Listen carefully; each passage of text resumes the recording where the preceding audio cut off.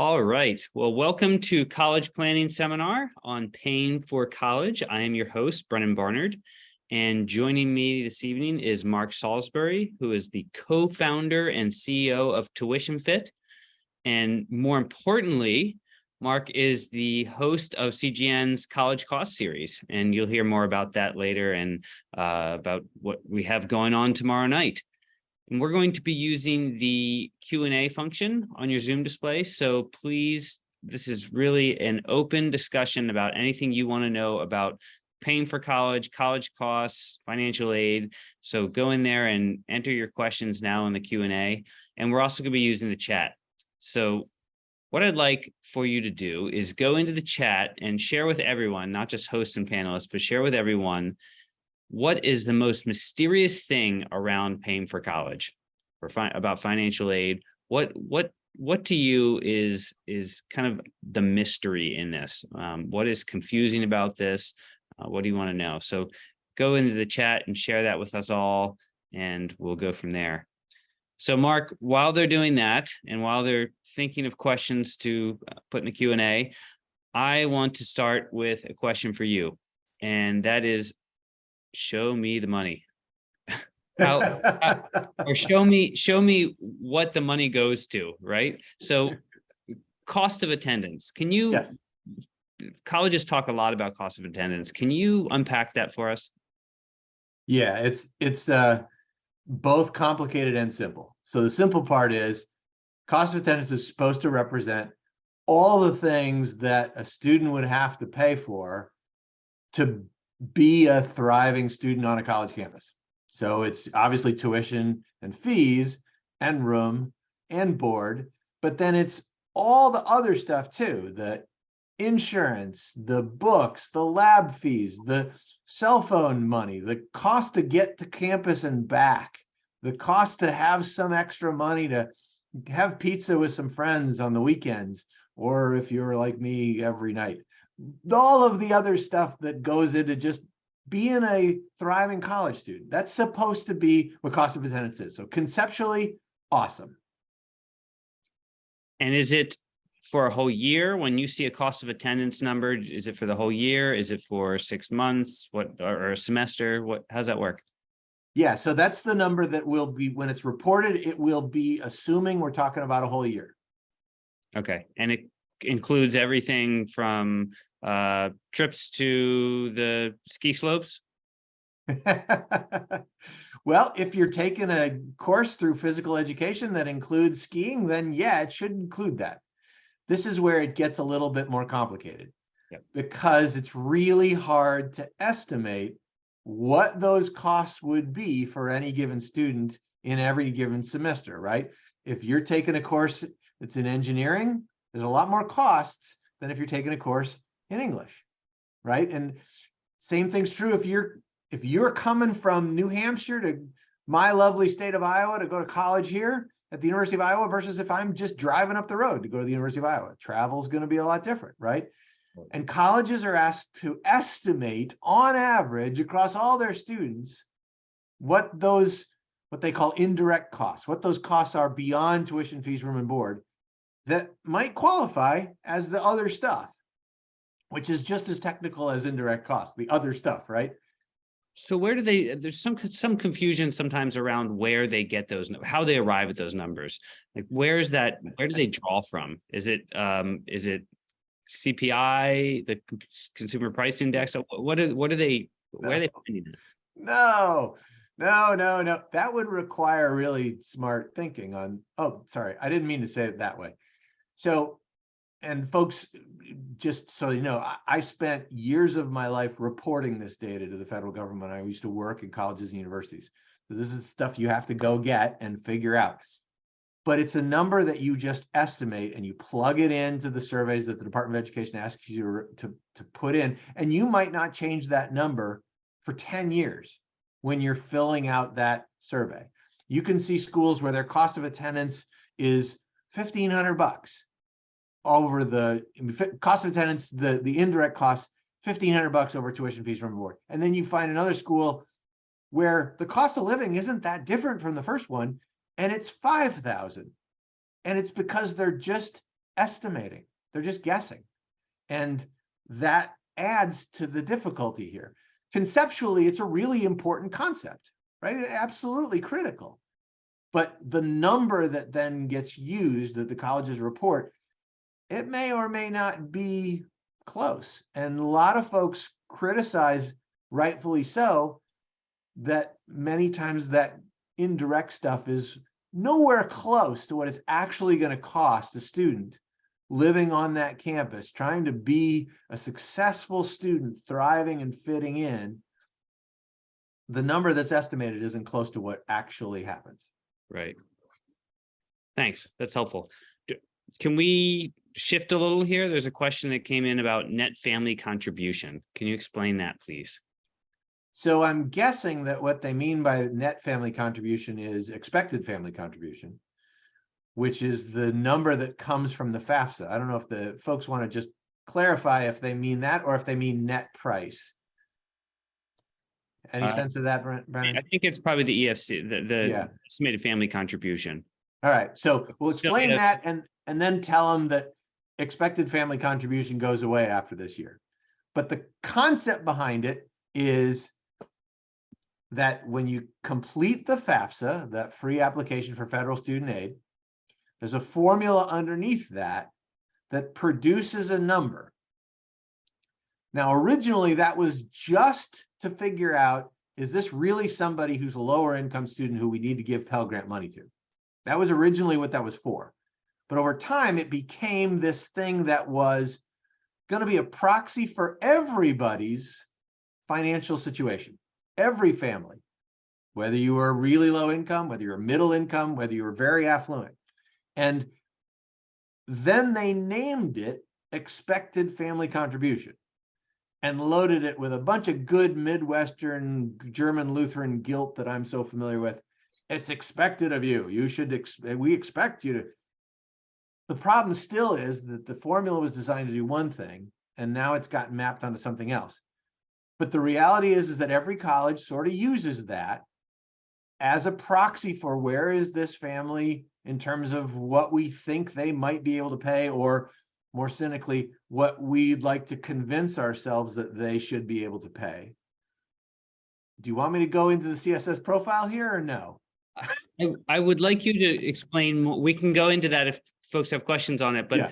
I'd like you to explain a little bit about it's the fact that it's going away and yes, what's replacing it, and how will families know what they're expected to pay, and that piece. Yeah, so expected family contribution is the old school title. Starting next year, it's being replaced by the Student Aid Index, the SAI. So EFC conceptually now becomes SAI starting next year. The formula is changing a little bit around the edges. There's a couple of things that are more prevalent on people's minds, especially for families that have multiple kids in college. But the crux of the formula is really not changing very much. Your EFC is driven primarily by your family income. Whether your student's got a bunch of money, whether you've got a bunch of assets that are not retirement, and that's all feeding in to produce a number that nice, at least from the perspective of a terminology representing what it's supposed to do or does. The SAI is Student Aid Index. It's an index now that goes across all families from low income to very high income. And it's a proxy for what do we think that family ought to be able to pay. And they'll get the SAI by filling out the FAFSA, the free application for federal student aid. We could make a whole sentence out of acronyms. Oh, yes. To get the SAI, you fill out the FAFSA, and after you've done the NPC to get COA. PDQ, yeah. So some DOA, more right? Yeah, that's right. So there are more questions coming in.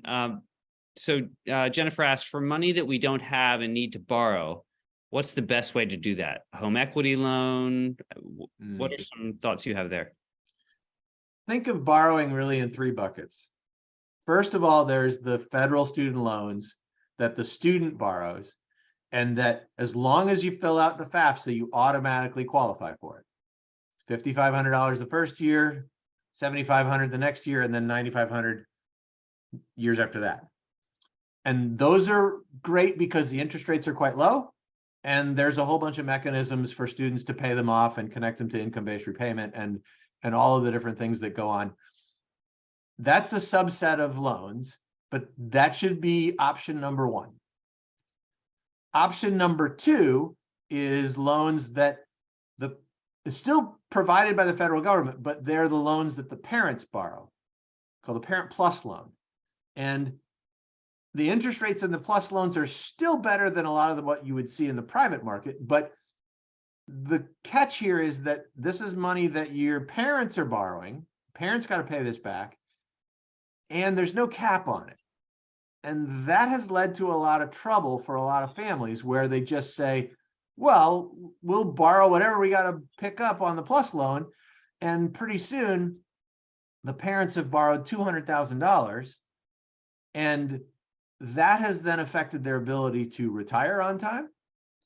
And it has absolutely affected the nature of the relationship with their child, especially if their child drops out or takes a little longer to finish. So there's trade-offs there. And then the third area is the private loan market, which is all over the place and, can be everything from using a credit card to pay for college, which folks used to do, and it's bananas to do that, but folks were doing it, to all of the different student loan companies out there, from the ones you've heard of, the Sallie Mae's, to the little startups that are out there like Juno. Those are private loans, and that's a different beast, and you don't have nearly the kinds of protections that you have that are in the federal government programs for paying back, but they're available. And you also have statewide programs, right? You have state loan providers that are kind of the alternative to a big Sallie Mae or something like that. Some states do. Some states do. Some states don't. Some states do. And those are, again, quasi-public, right? So there's some benefits to looking in those. I know out where you are, there's MIFA and there's some others that really are quite good. Every state has different policies there, but they're certainly worth looking into. Right. Yeah. I mean, New Hampshire has NEEF and Vermont has VSAC. And so right. There's a bunch of that more acronyms. That's our second sentence of acronyms. That's right. So another question for a student starting college in fall 2024, which tax year is the free application for federal student aid tied to? And how hard is it to change the tax year used if that year was not a good representation of your annual income? So it's super hard, as in impossible, to change the tax year that you would use for the FAFSA. You just can't do that. It's set up in such a way that you're going to take from the tax year that's required, right? You could wait a year for college, right? I mean, you could do that, but then they wouldn't be going in 2024, would they? Right, that's true. Right. That year, if your student is entering in 2024, then the tax return that would be used is the one from the 22 tax year, 2022 tax year. So if you're starting college in the fall of 24, then it's the fall of 23 that you're filling out the FAFSA. Maybe, however, because we've just learned that the FAFSA in 23 won't necessarily be ready in October, and we're not exactly sure when, but let's just say everything works out great and it's a happy, happy, joy year at the federal government and the FAFSA is ready, then you would be filling out in the fall of 23, and the tax return you're using is the tax return that was due April 15th of 23, the one from the year of 2022. Great. Clear as if you can follow the train. I mean, you explained it well, but it's a lot to take in. There's a question here about, is there disputing the FAFSA decision? So can this person says, we did not qualify for any money and I'm a little surprised. Can we dispute it? So it is really important to understand that you can what's called appeal that the result, right? You wouldn't dispute it because it's just a number, right? And qualifying for a Pell Grant means that your EFC has to be below a certain threshold. And if your EFC is not, that's just because the machine produced that number. But then you can go to the institution that you are choosing to go to and say, there's something wrong, right? And you can, when you fill out the FAFSA, you can go in and correct some mistakes that you find out that you've made. You can't correct the tax return that you used, but you can correct some of the other mistakes that you might, if you found you made some mistakes. So you can make some corrections. But then really, when you see that there's a mistake that you really feel is the case, you then work with the institution that you choose to go to for them to make what they call professional judgment and to change what they think you qualify for. And colleges and universities have the ability to make those changes. They have to then justify them to the federal government. So you're going to have to provide documentation, but they have the wherewithal, the freedom to make that change. Well, so this might be a good time to do a little promo for tomorrow night, because you're going to be hosting a program tomorrow night on financial aid appeals. On that, that's right. A whole hour on financial aid appeals. And, we hope that'll be helpful for 12th graders and their families. And can you just give us a really quick preview of what that looks like? Yes, absolutely. I'm going to bring on somebody who's got tremendous experience, a fellow named Stuart Siegel, who's been doing this for 25 years and knows this process. I've been doing a lot of work in this space for a number of years as well. And we're really going to dig into all of the realities of this appeal process that many of us, if we're thinking about our kids, we think about when we went to college. And this process really was just a thing that existed in theory, but rarely happened 20, 25 years ago. It is now something that the most recent data from Sallie Mae, 40% of families appealed for more aid last year, and 73% of the families that appealed got more aid. So it is a completely new environment.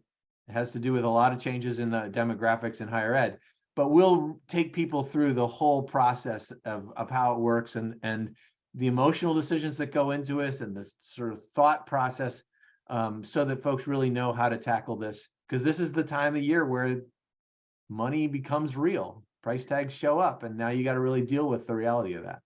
Right. And we put a link in the chat to register for that tomorrow night. And also, we're going to share some resources in the chat for folks to take home with them. And those will, there's a resource about limitations and conditions and having those conversations as a family about, what are the ways that you're going to approach paying for college and what are the limitations you're going to put on that as a family and that kind of thing. So, we're talking a little bit about need-based aid appeals. Can you talk about how you appeal a scholarship? And maybe you'll talk about that tomorrow night, but there's a question here about, is it okay to ask for more, and what information do you need to provide for merit-based scholarships? Yeah, that's a great question, because the old school way of thinking about this is that appeals were totally based on financial need. And if you couldn't demonstrate some change in financial need issues, then you're out of luck, right? There's still a subset of colleges for whom that is the way it is, and it's the schools that we've all heard of that only award based on need and don't have to award based on merit, because every student that gets in there is bumping up against the ceiling of a 4.0 or a 36, right? All of that stuff, right? We've already talked about that. But when you get to the question of just appealing for more money, more aid, most colleges and universities will absolutely consider a request for more aid. And if that aid that was originally promised comes in the form of what they would call merit, it's really just that they're trying to give you enough money to get you to come. And if you need more, you just need to make a case to ask for more. So you can absolutely appeal a merit scholarship. You absolutely can. And would you leverage other offers from other colleges?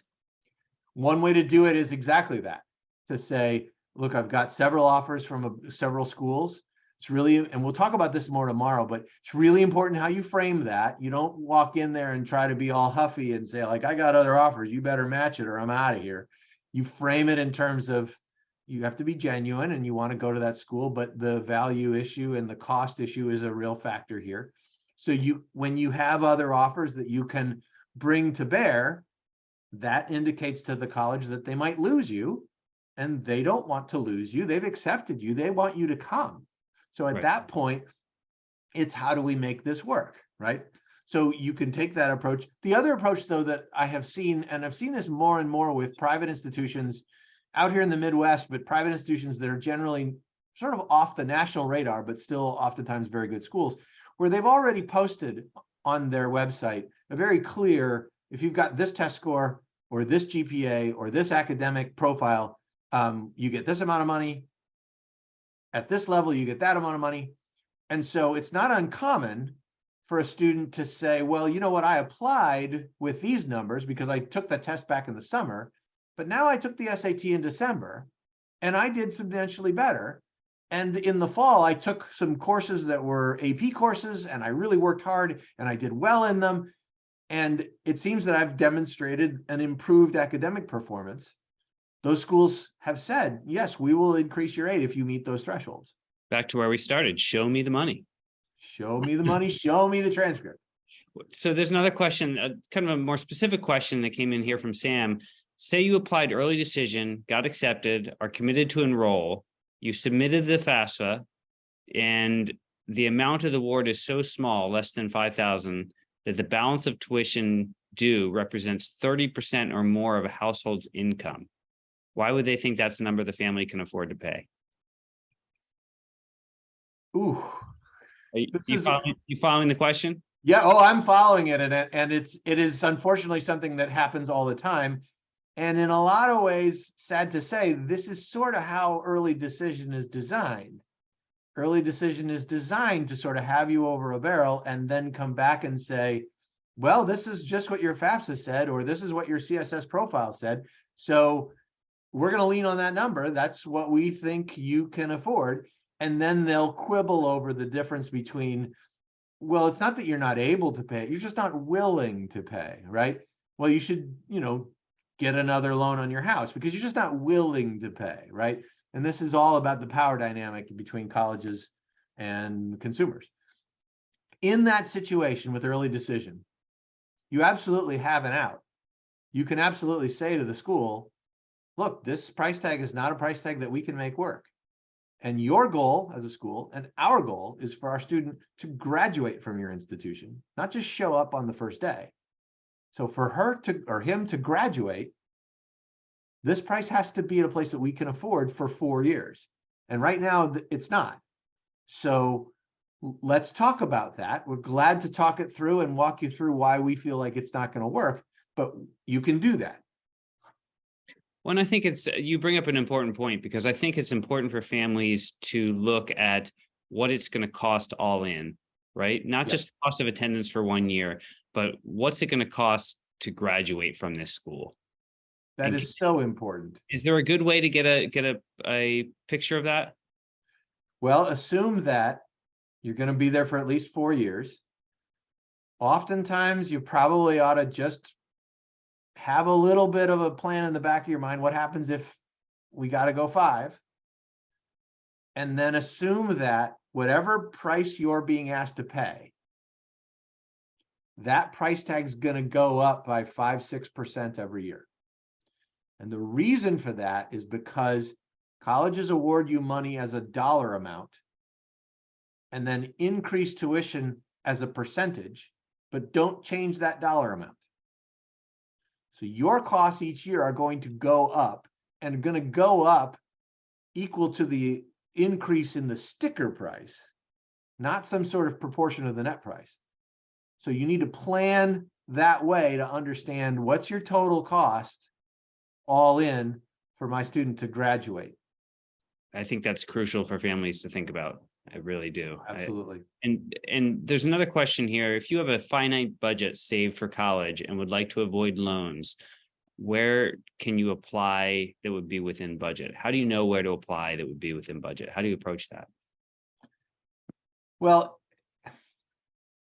it's part of the reason why I started the TuitionFit project, was to build the data set of the actual prices that colleges charge and to create a way for people to have a sort of Kelly Blue Book of college prices.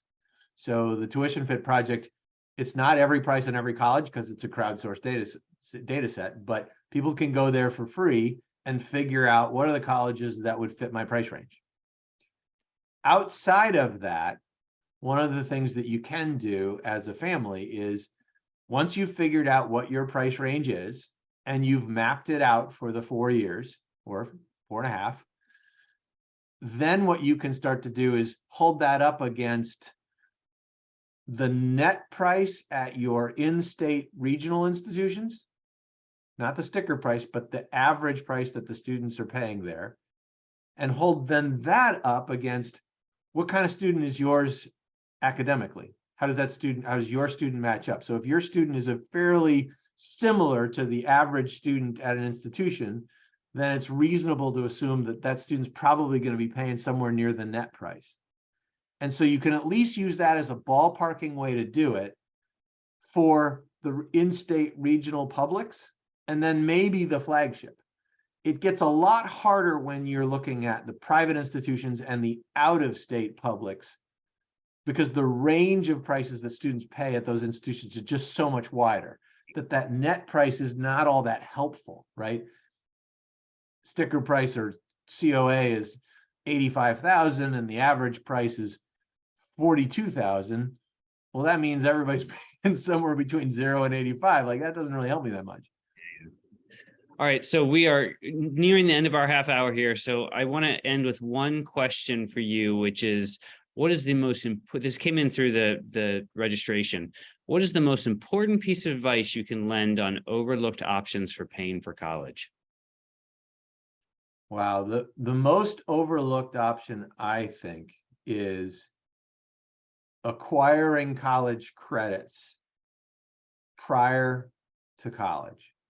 The most overlooked option is things like dual enrollment in high school, things like the CLEP tests that you can take and then get credits from going to college, and using some of the resources. There's a site out there called modernstates.org that is courses produced, they're online courses produced by college professors.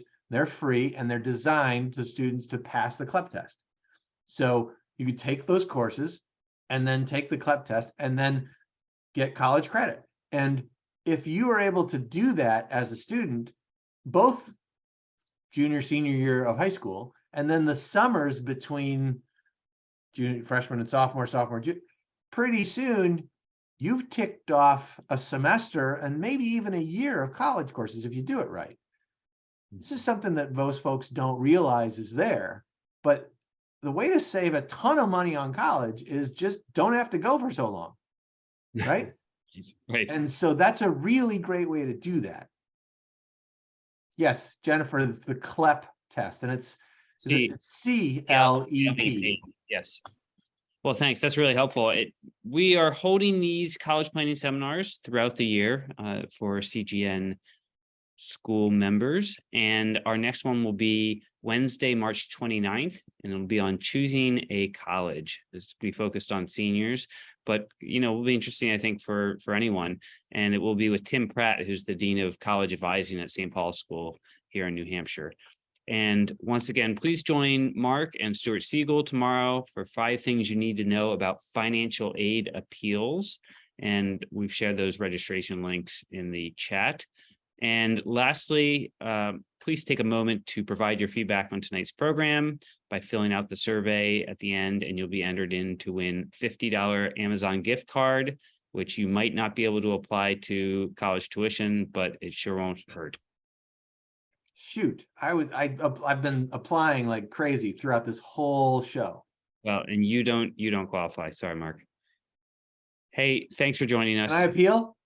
No, thanks for joining us, and we really appreciate it. And thank you all, and have a great night.